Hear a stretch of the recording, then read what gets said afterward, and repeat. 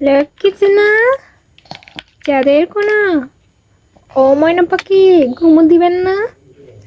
এখন রাত 12টা বাজে। হ্যাঁ বাবা, ইয়ারফোনটা তো নষ্ট হয়ে যাবে মাম্মা। আর এটা কখনো কেউ মুখে দেয়? এই যে দুস্তু বুড়ি,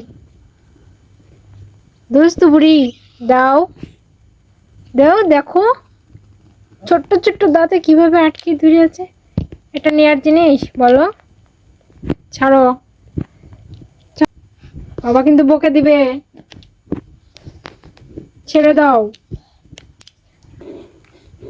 আবার ইয়ারফোন মুখে দিছো?